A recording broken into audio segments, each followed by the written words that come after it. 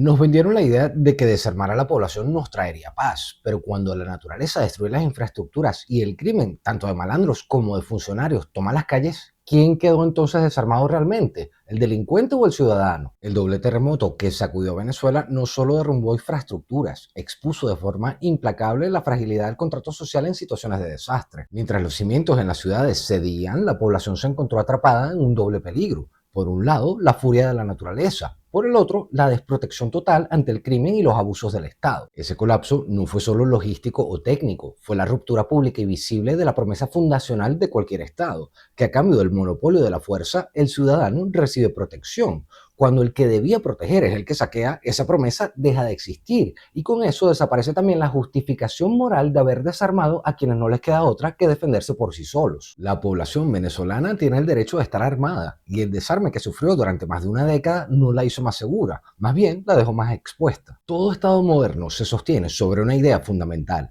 El Estado es la única institución que reclama legítimamente el monopolio del uso de la fuerza dentro de un territorio, pero esa idea solo funciona como un pacto, no como una imposición unilateral. El ciudadano cede su capacidad de hacerse justicia por mano propia a cambio de que el Estado la ejerza en su nombre, de forma predecible, imparcial y eficiente. Ese pacto tiene una condición implícita que casi nunca se dice en voz alta. Si el Estado deja de cumplir su parte, si no protege, o peor aún, si se convierte él mismo en la amenaza, la transferencia del derecho a defenderse pierde su fundamento. No es rebeldía ni anarquismo, es lógica elemental de contrato. Nadie entrega algo a cambio cuando la otra parte incumple el acuerdo. En nuestro caso, Venezuela ha vivido el incumplimiento de ese pacto durante años, con la escasez, la inseguridad, la corrupción institucionalizada, pero el terremoto del 2026 lo hizo innegable incluso para quienes quisieran seguir creyendo en el cuento del régimen, porque un Estado que envía a sus propios uniformados a saquear y amedrentar en medio de una catástrofe no tiene autoridad moral para exigirle nada a nadie.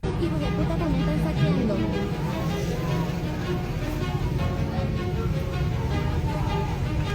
Qué bolas. Malparidos. No se pueden dar cuenta que estamos grabando. En el 2013, la Asamblea Nacional Venezolana aprobó la Ley de Desarme y Control de Armas. La ley restringió drásticamente la posesión legal de armas bajo el argumento de reducir la violencia. El proyecto se aprobó el 4 de junio del 2013 por voto unánime, con la Asamblea presidida por Diosdado Cabello, diputados oficialistas y diputados de la oposición, entre ellos María Corina Machado. O sea, que no fue una imposición unilateral del chavismo sobre una oposición que se resistía, más bien fue un consenso parlamentario que incluyó a buena parte del liderazgo político de la época, sin distinción de bando. Es decir, que toda la clase política venezolana, tanto chavista como opositora, te quiere desarmado e indefenso. Ese dato importa porque desmonta la narrativa de que el desarme fue exclusivamente una maniobra autoritaria contra el resto de una clase política que luchó por nuestros derechos. En realidad hubo un consenso y ese consenso es exactamente lo que hoy debería obligar a revisar esa decisión sin cálculo partidista. El resultado de esa ley es que dejó a la población civil sin capacidad legal de defenderse, mientras el aparato armado del Estado, militares, colectivos y cuerpos de seguridad conservaron y hasta ampliaron su monopolio del uso de la fuerza. El desarme, entonces, no fue un accidente ni una imposición inevitable del chavismo. Fue una decisión tomada por toda la clase política venezolana porque ellos prefieren a un pueblo sometido e incapaz de poder defenderse por sí mismo. La autodefensa no nace de un permiso estatal ni de una licencia, es anterior al Estado mismo. Todo ser vivo tiene por naturaleza el impulso y el derecho a preservar su propia vida frente a una amenaza. Si un gobierno deja de proteger esos derechos o los viola activamente, el pueblo recupera la facultad de defenderse por sí mismo, porque el gobierno ha roto los términos bajo los cuales se le entregó el poder en primer lugar. No es rebeldía gratuita, es la lógica misma que legitima al gobierno aplicada a un sentido inverso. Añádale a eso que las personas son dueñas de sus propios cuerpos. Si alguien no es dueño ni siquiera de su propia vida frente a una agresión, difícilmente puede decirse que es dueño de nada más. Básicamente es un esclavo. Desarmar a una población no es simplemente una política de seguridad pública, es en el fondo una negación a una libertad fundamental, que es el poder protegerte a ti mismo de una amenaza o un peligro a tu vida. Cuando un gobierno desarma preventivamente a toda una población bajo el argumento de que ellos se encargarán de protegerla, están haciendo una promesa que solo tiene sentido si la cumplen. Venezuela ha demostrado que esa promesa puede romperse exactamente en el momento en el que más se necesita que la cumplan, y cuando se rompe no queda un vacío sido neutral, que de un ciudadano indefenso frente a un delincuente que jamás entregó su arma y frente a un uniformado que decidió usar la suya para robar en lugar de proteger. Pedirle a una persona que renuncia a defenderse a sí misma y a su familia sin poder garantizarle nada a cambio no es un acto de civismo, es pedirle que apueste su vida a la buena fe de un Estado que ya demostró muchas veces que no te va a ayudar. Identifiquen a esta policía que amenaza con meter tiros en plena catástrofe en Venezuela. Que me va a un tiro. Dame un tiro. Pero dame un tiro. ¿Por qué no grabaste tú también? Dame un tiro. Dame un tiro. Está diciendo que me va a dar un tiro, ¿ah? Busca el tiro. Ahorita dijiste que iba a dar un tiro. El que me dijo que el señor me estaba agarrando, el que me dijo que te voy a dar un tiro en una pata. Dámelo, hermano. No, sirven para un coño de madre. Ese carro tiene que ir llevando, y está llevando donaciones, insumos para Caracas. Y está aquí parando a la gente que viene a trabajar de la fábrica y de todos lados. ¿Qué es lo que están haciendo? ¿Qué es lo que están haciendo? Lo más trágico de todo esto es que reconocer el derecho a la autodefensa no resuelve el problema por sí solo, porque ese derecho no existe en el vacío. Necesita un sistema judicial capaz de aplicarlo con criterio y Venezuela hoy no tiene eso. Un poder judicial cooptado, sin independencia real frente al Ejecutivo, no es solo incapaz de perseguir el delito común, es además la última institución en la que se podría confiar para juzgar con imparcialidad si un ciudadano actuó en legítima defensa o se excedió. A ese problema se suma otro, que es que Venezuela no tiene una tradición jurídica ni social desarrollada en torno a la legítima defensa armada. Países donde el porte de armas es una realidad asentada, Estados Unidos es el ejemplo más claro de esto, llevan más de un siglo construyendo caso por caso doctrina judicial sobre qué constituye una respuesta proporcional, cuando empieza y termina una amenaza inminente, qué obligación de retirada existe antes de usar fuerza letal y cómo se distingue la defensa propia del homicidio. Esa jurisprudencia no se improvisa, se acumula con décadas de casos, jueces, apelaciones y debates públicos. Venezuela, tras más de una década de desarme casi total, no solo carece de esa jurisprudencia, carece incluso de la costumbre social de ver la autodefensa como una categoría legal distinta del delito. Esto significa que restituir el derecho a la autodefensa no es solo derogar una ley y repartir armas a todo el mundo. Eso sería una locura.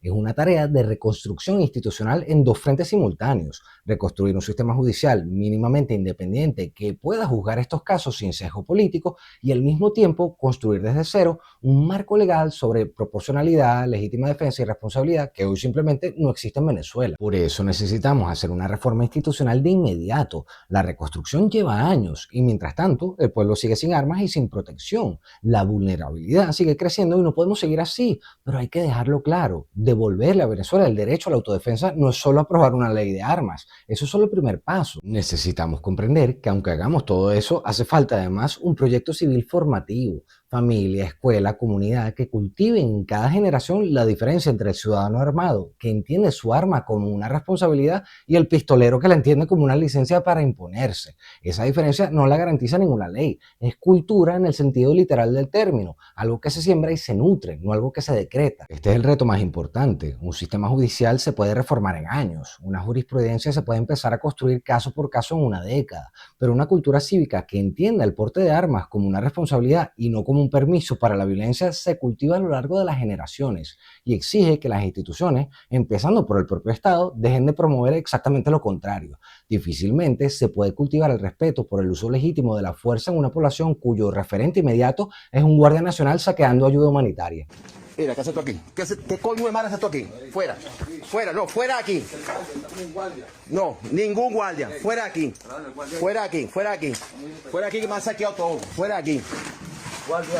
Fuera aquí. Vamos. Vamos. Juan Carlos, sube. Estamos viendo que si hay gente. No, aquí no hay gente. Ya me han saqueado 3 veces el apartamento, chamo. Ah. No mirando nada. Vamos.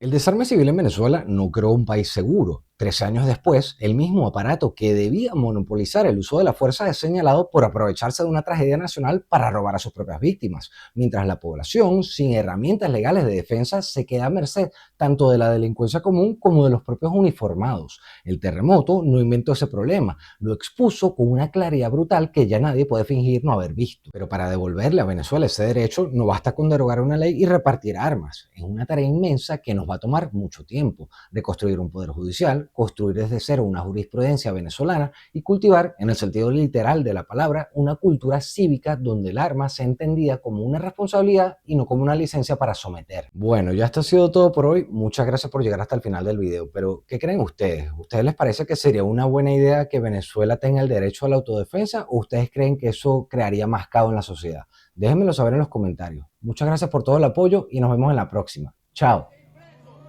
No es con la intención de que ustedes vienen para acá con intenciones de robar. De robar, eso es lo que esa mierda, te queda grande, huevón, te queda grande. Queda grande, huevón. Quítate la quito, quítatela, pues, quítatela.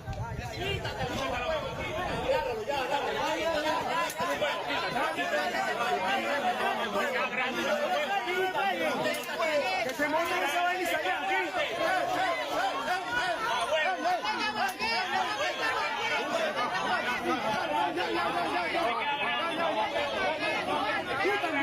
Aquí que tú estás con ella.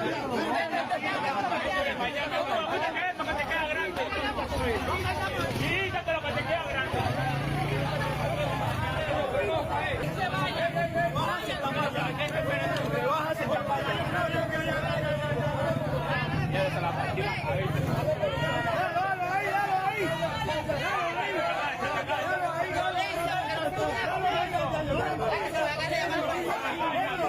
Ahí.